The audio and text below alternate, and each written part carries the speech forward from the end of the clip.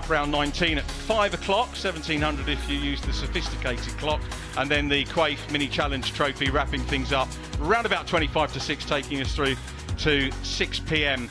this evening. So a full afternoon. Make sure you don't tap and change. Stay with us because we've got all the stories which bring us into this weekend and lead us into tomorrow. Paul, touring cars is obviously the key, and we really don't know what's going to happen because it can change. At the moment, we've got an inkling of form from the free practice sessions, but until we get qualifying, we don't quite know how the picture's going to come into focus. Yeah, it can all change in qualifying. It can all change in the first race, the second. I expect it to go down to race 3. I really do. Maybe Colin Turkington will either be right in there or he won't. But there's going to be people dropping away as we go through the weekend. You've got to make sure you're live with us around 10 a.m. on ITV4. It's going to be absolutely awesome tomorrow. I can't wait. But there's titles to be decided right now, and that's why we're here. It's like the last day of school, isn't it? I can't remember that. It probably is, yeah, a little bit like. The thing with this is disappointing. It's the last day. I was always happy to get out of school and get the Alice Cooper record on, but you know. But yeah, we've still got titles to be decided. And I think, to be fair, most of the supports, particularly the Ginetta Championships, it's a matter, of course, for the guys leading the championship. But you know, touring cars, yeah. We could get a major shock in race 1. It could go all the way to race 3, as you said. And it'll be all to do with, it'll be to do with how well they drive, obviously, in the first race. If you're out the first race in British touring cars, you've got a difficult one. Colin Turkington shown that at Silverstone.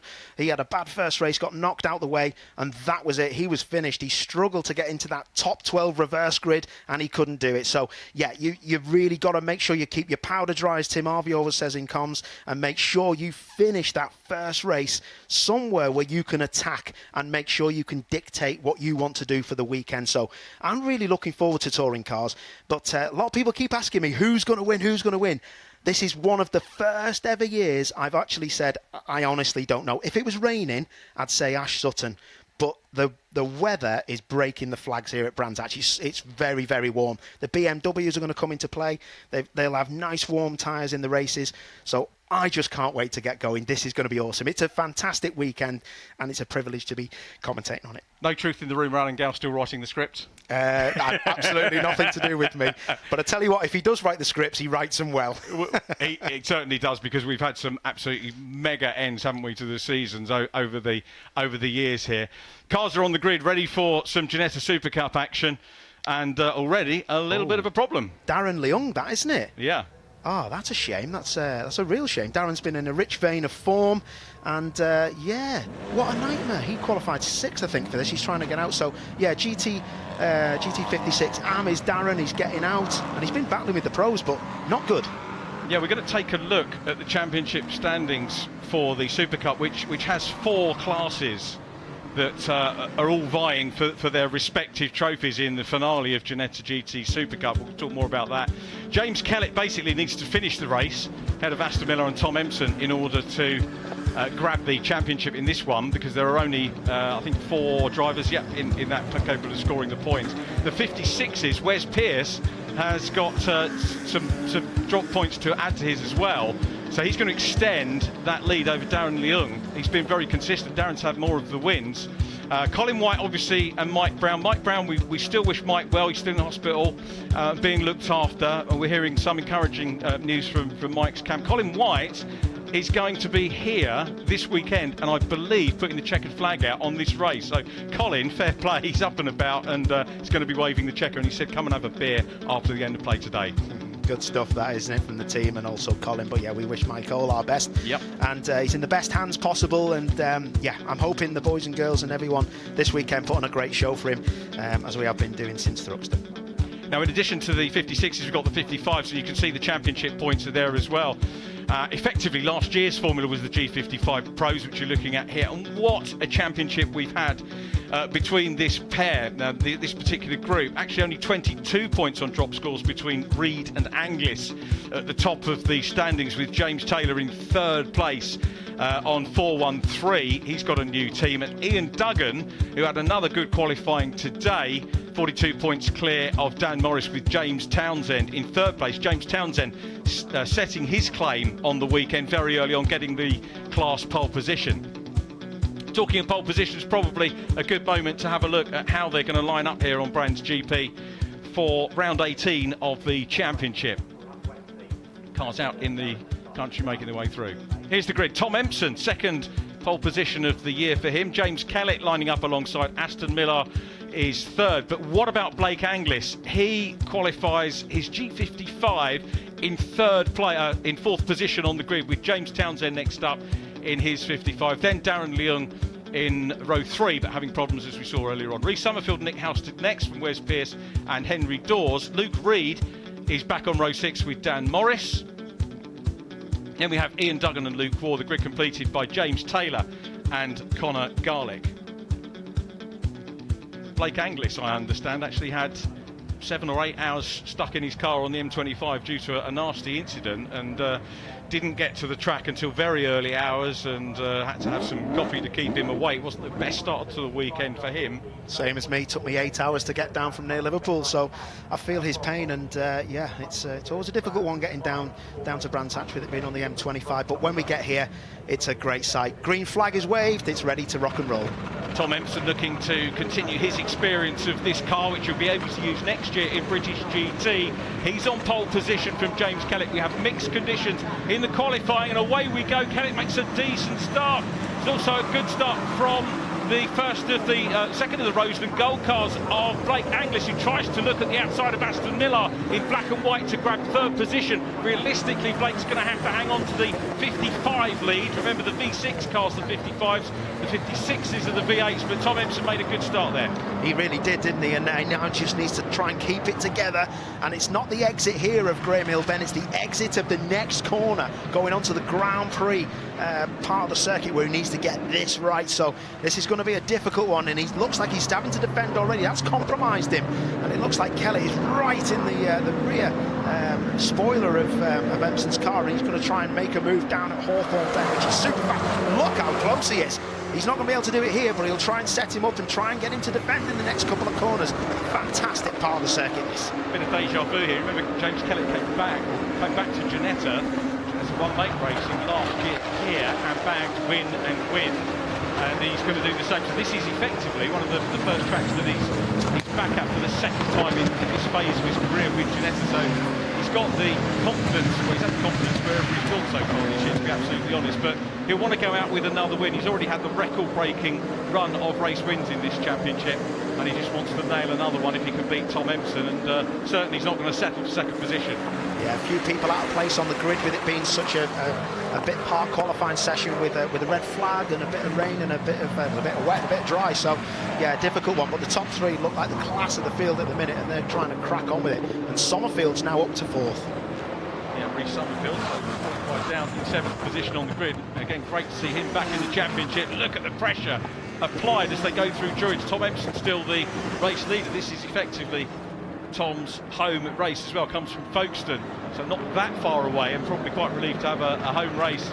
Bit of a drop back there from Aston Miller, clatters the curve, drops away a little bit. Still Blake Anglis will be looking at experience from 5th position in the G55 Pros for Nick Halstead. Nick had a great qualifying. Actually, Nick Halstead, lovely to see him up in 2nd position.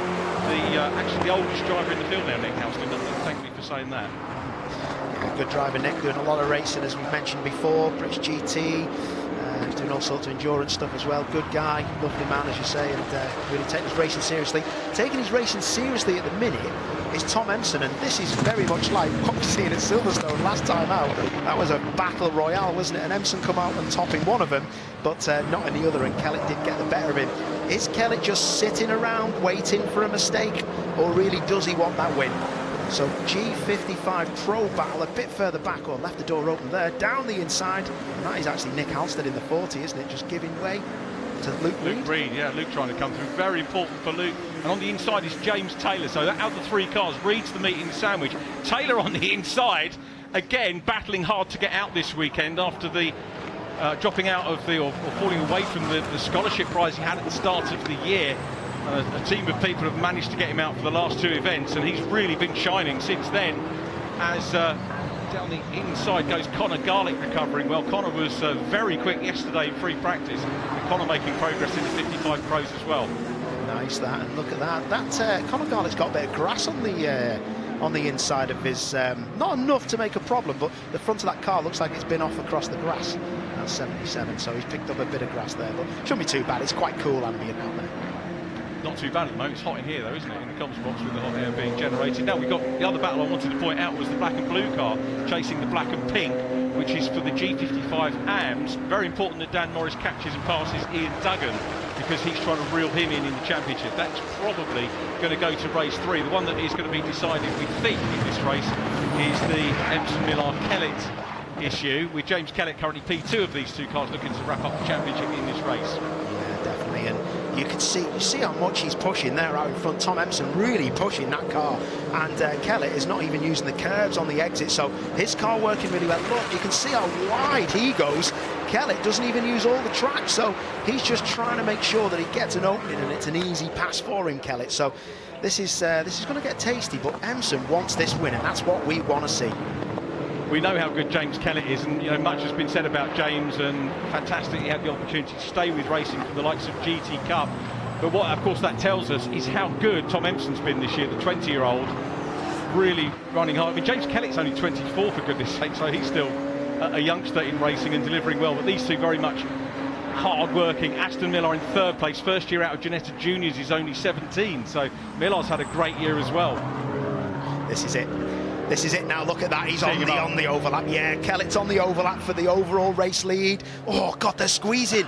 They're squeezing and bumping round the outside. This is into Hawthorne's. It's brakes in 5th gear. Will he think better of it? He's got a championship to win, but it's round the outside. It's bit of contact. Still late state to the track. Millar down the inside. Kellett down to P3. Or still round the outside for the lead. Still.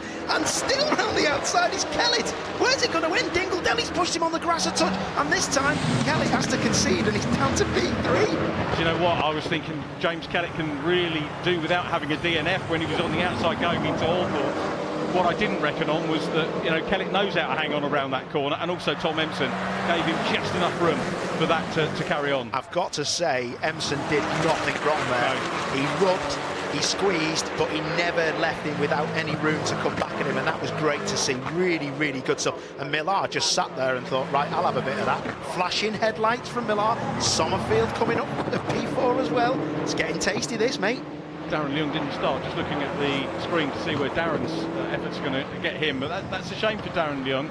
Obviously great news for Wes Pearce, who's leading the 56 amateur class. There is Wes in the two-tone 32, and from Reigate in Surrey, busy chasing Blake Anglis, who's got a huge lead over James Taylor, P2. Luke Reed in 3rd place. Now 55 pros, the gap was 22 points at the moment. Reed is down in 3rd position, and that's going to knock him some 9 points out of his 22-point lead coming into race 2 of the weekend. So are we going to see Blake Anglis just chip away and maybe grab it last knockings? It is so nip and tuck in that group, as it is in this group now, as James Kellett's got to get back through and try and pass the DTO Motorsport car of Aston Millar, who, where's he gone? Oh, he's lucky there. Yeah. Oh, he's lucky there. I tell you, that was lucky. That was so lucky. He got one wheel on the grass, trying to keep the throttle up. These cars have traction control that limits the wheel spin like your road car, but he must have gassed it. He's gone in quick, hasn't he? Oh, he bounces off the curb, doesn't he? He bounces off the curb at Westfield. That puts him on the grass, a bit of gravel, and then he just about recovers. That's where I got worried, where he was sideways. Look at the grass and dirt across the track. I'm not too sure if Sommerfield got past him, actually.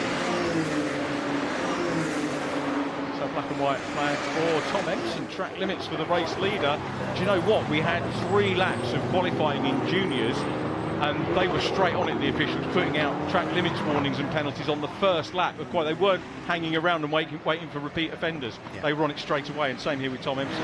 I've got to say, I've been impressed with the stewarding, and at Silverstone as well. Yep. There was penalties and warnings flat out. Everyone was having a go. It was very oversteery there from Miller, isn't it? In the DTO car, very oversteery, rear axle just trying to give up as he went into the corner. But yeah, I hope they do it properly, and they look like they have been doing that the last few times I've been watching. So good. But yeah, he'll have seen that, Tom Empson, and he won't want to cross any curbs again. But Kellett He's got a free pass to P2 and he's just going to try and reel him in. 6 minutes to go. He should be with him in the next couple of laps, I'd say. James Kellett, seemingly in the first races of the weekend, and this is the first one we've seen televised this weekend, just seems to nurse his tyre, never seems to take too much out of his tyres at any stage of the race meeting. I've never seen really anything of Kellett this year scrubbing across the track and bouncing off the curbs and coming back across and, knackering his tyres, like you say. So yeah, it's an interesting one. I've seen Luke Reed in that last shot as well. He's having a good run. Home territory for him. His dad runs well here. Great little job as well it is. There is third place at the moment for Luke Reed in the class. Yeah, his dad helped me out actually with some hands post devices actually here at Brands Hatch. Nice family. Nice people, mate. Yeah. Nice people. There is Luke, hoping to... He's, again, a driver that maybe seems to develop over the course of the meeting. Certainly didn't start off too well at Silverstone, had that DNF, had problems in quali, then came back through to win the third race of the meeting. And he'll be looking to do that again. Aston Millar pitting. Yeah, just seen him drop down the graphics. You said he had an issue, didn't you? Yeah, oh, it's overheated, isn't it? Overheated, that can't have overheated. Maybe he's probably ripped something off from underneath the car. I can't see that overheating so quickly unless it was completely covered in grass at the front, but it's quite cool. That's something's gone right. I think he might have ripped something off the bottom of the engine there. That's a shame, isn't it? What a nightmare. Yeah, it's a shame. The season's not gone well for him, but as I say, it's a first year for him. Reigning junior champion, wrapped it up here last year, and still third position in the championship. It's Aston Millar. It's a good performance for him. Back with Luke Reed, still in third position in 55 Pro. Blake Anglish still leading that one from James Taylor, and he's got Wes Pearce in between himself and Taylor, as we watched Dan Morris very briefly closing in, but rightly back to the front here. Great call from the directors because it's getting close between James Kellett and Tom Empson. Here they go into Paddock Hill Bend. We're hearing reports someone else has gone off on track. It's all happening in this one, including the battle for the lead, which is starting to just come to the boil here. Yeah, but no big defending. That's the first time Empson's had to defend on this. Let's call it that's a Dan Morris. Dan Morris in the 31, red flag straight away. Great call. Yeah, absolutely right. We're 4 minutes left. That'll be red and checker, surely. Let's see. Will they get pulled in and not go on the Grand Prix circuit? Let's have a look to see. There's no one out there to tell them to go in early, so they're completing around out the side of the comms box. They're going onto the Grand Prix circuit. That's out the back on the Grand Prix circuit. That'd be fast. That might be Hawthorne's. That could be Hawthorne. It is Hawthorne's. So Hawthorne's Bend, the 31 coming in shot, runs in quite quick. Oh, does something break, or does he bump off the curb there? Was there a puncture? That'll be a big hit, that. Oh, it's a massive hit. Look at the rector barrier just going up in the air. Don't be too concerned about that. That's like a foam barrier that goes up in the air. So they are pretty light, and it's great to see him out there. And yeah, the thumbs up. Such a shame. That's a big hit, that, mate. Big hit. Yeah, big loss as well in terms of the opening race of the meeting. The cars are formed up on the grid, and just to again go through the scenario, it was 13 points between Ian Duggan and Dan Morris, who was chasing. Morris, though, has had 10 class wins over the course of the season against Duggan's 4. Duggan's had 10 second places, so he's been the more consistent driver of the two, but not his day, Dan Morris, so hopefully he'll be fit and ready to go a little bit later on and get back out. But is that a lot of damage, do we think? I would say that's quite a lot of damage, but to be honest, it'll be back out. That I could see it, because them rector cell barriers, which I waxed lyrical about with MSV and all the other circuits who use them, they cost a fortune. But imagine what would happen if you hadn't had that there. Honestly, yeah, but Richard, as long as the circuit's safe, it doesn't matter to the people who own it. They not that they don't care, but it just shows you these circuits care, and it takes so much energy out of the cars, and that's why we see a lot of these cars getting back in the races, because that would have been game over if it was just a tyre wall, because that was a big hit. Talking of game over, it's checkered flag. Race will not be restarted, and we're looking at our provisional champion, James Kellett, in number 6, by finishing the race. P2, not the way he wanted to finish. He was starting to nibble away at Tom Empson, but James Kellett has taken another second position to add to the 2 that he's had. 13 race wins, career record for him. Ginetta Supercup record for James Kellett in car number 6. So Lou, who's going to be doing the interviews in pit lane, is going to have to grab Tom and James as race winner and new champion. It's been one of the most dominant dominant championships I've ever seen. I know it's come down to the last weekend, but I don't think I've ever seen anybody who's been as fast as that and won so many races as James Kellett has. And it reminds me a lot of Dan Camish when he was in the single-seater formula. That's a good shout, yeah. It was fantastic from Dan, fantastic from James. So congratulations to you, my man, and everybody involved. James Kellett, there he is then, the 24-year-old, comes from York. And inevitable, when people are sort of, for informal things, it was difficult to predict against any of the drivers in this championship, but one felt that James might have come in and wrapped it up perhaps with a round to spare. If anyone was going to do it, it was going to. I was just thinking Colin White didn't get to race the flag, did it, at the end, so maybe he'll have to do it for race 2 at the end of the day if he's not in the bar. Just give it him for the rest of the day. He'd probably be happy, wouldn't he, to be fair, Colin? But yeah, James Kellett P1 on his Twitter handle, that says it all, doesn't it? It does, doesn't it? I did see there was something handed to him in the car. I don't know if it was a radio or something. They handed something to him and he was listening in or something, so I don't know what that was. But yeah, good to see Kellett doing the business. And well, I remember him from juniors like you do, and now we talk about Lando Norris and people like that. Lando Norris had a great qualifying today at Suzuka and McLaren, and James Kellett's just won the championship in this, so doesn't matter what you're in, the cream always rises to the top, my man.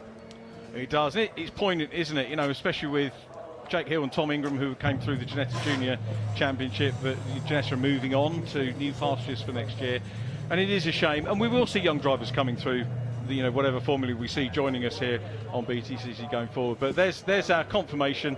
I have to say provisional, of course, but James Kellett with the Roseland Gold Car, Century Motorsport prepared. They've got a winning pedigree, of course, but when you put a winning team together with a winning driver like that, they're going to be difficult to beat. Yeah, definitely. It's been a sterling year for James, and I spoke to him a bit last year when he was in British GT, and he was telling me he was going to be trying to get this together, and my word, did he get it together. And he's not been against idiots, he's been against some very good people. Okay, there's not been a lot of people in it, but the ones that he's against are winners, and they're good, so don't take it away from him. No, it's an absolutely superb season for James Kellett. Let's have a look at the result. Here's how they finished round 18 of the championship, and Tom Empson takes the win from the new champion James Kellett. Reece Summerfield is in third from Henry Dawes. Blake Anglish takes the honours in 55 Pro, ahead of Wes Pearce, and then James Taylor second in 55 Pro, then Luke Reed in third place, I think retains the class lead. Connor Garlick is fourth. The 55 Amateurs won by James Townsend, who completes the top 10. So James Townsend looking to move up further in his quest. Then it's Nick Halstead next up, followed by Ian Duggan, then Luke Waugh in 13th position. Podium for Luke. Aston Miller was back out on track but a lap down, and then sadly non-finish for Dan Morris, as we saw, bringing the red flags out, and Darren Leung, who didn't get underway after some problems on the outlap. So that's our positions from the race